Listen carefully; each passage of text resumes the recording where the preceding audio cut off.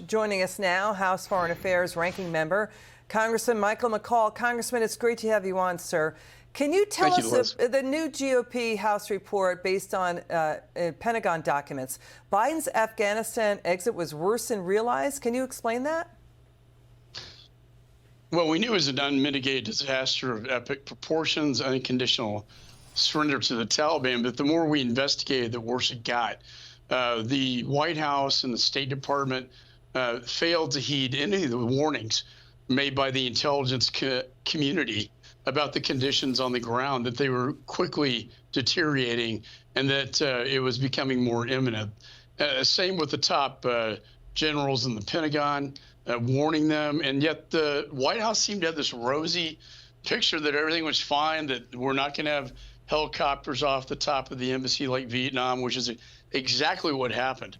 I think most important, Liz, was there was an offer made to secure Kabul for purposes of the evacuation, for the American forces could do that with NATO, and the White House declined that offer. That would have changed everything, because what happened was the Taliban was put in charge of security at the airport, which led to the chaos. And then ultimately, Liz, the suicide bomber that got through and killed the 13 servicemen and women and injuring 50 or so more. And then the no man left behind, no woman left behind. You know, there still are American citizens stuck in Afghanistan, and we left 100,000 Afghan partners that we promised we would protect them. Well, and our veterans get very upset about this. Presidencies since the 90s knew an exit needed lots of planning. And planning was still being done at the 11th hour, right up until the exit. I mean, Biden was on Senate Foreign Relations, and they misleadingly claimed they had it all under control. The British Parliament held Biden in contempt. Former UK Prime Minister Tony Blair called his actions imbecilic. Let's watch Biden here claim that al-Qaeda was gone. Watch this. Look, let's put this thing in perspective here. What interest do we have in Afghanistan at this point with al-Qaeda gone? We went to Afghanistan for the express purpose of getting rid of al-Qaeda in Afghanistan, as well as getting Osama bin Laden. And we did. Well, if al-Qaeda was gone, why did we need a drone strike to take out al-Qaeda leader Zawahiri?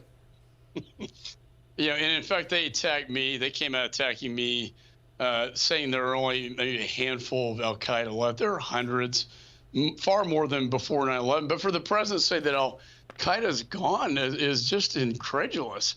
I don't know who's briefing him. Sit for a second.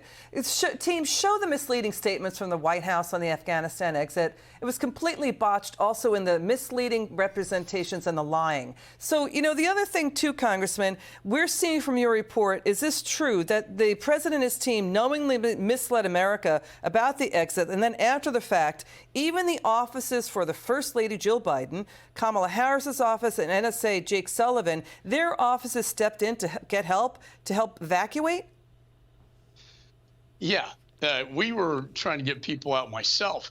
We went out to these outside veterans groups to get people out of Afghanistan because our State Department was so incompetent, and the White House misled the American people, and we're making terrible decisions. We only had 36 consular officers at HKIA to process hundreds of thousands You're talking the airport. of people trying to get out. You're talking at the airport, right? Only 36 officers working Only at the 36. airport, and so that's why we had a massive logjam. And that led to potentially 13 troops getting killed, right? Oh, 100%. And the troops we did have were pinned in at the airport, at sitting ducks getting shot at, and we turned the perimeter security over to the Taliban. I can't, you know, you can debate whether we should withdraw, but the way this was done was so reckless, with complete disregard for the conditions on the ground. And that's really where I really fault this administration. By the way, they just outright lied to the American people about what was happening. And, you know, 3,000 of these Afghan commandos, special forces, fled into Iran because they couldn't get out. And they are specially trained, and we have no idea where they are today. And we surrendered so much in the way of military assets, right, including Bagram Air Base. Final word?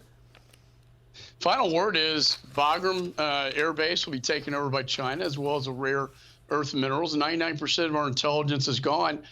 Most importantly, a turning point in our American foreign policy to embolden our adversaries like Russia and China. As you see Putin involved, invade Ukraine, and Xi's looking at Taiwan. Direct cause and effect, Liz. Well, it was one of the worst geopolitical blunders and mistakes by any president in U.S. history. That's what it's going down as. And that's when Biden's approval rating started to drop. Congressman McCaul, thank you so much for joining us.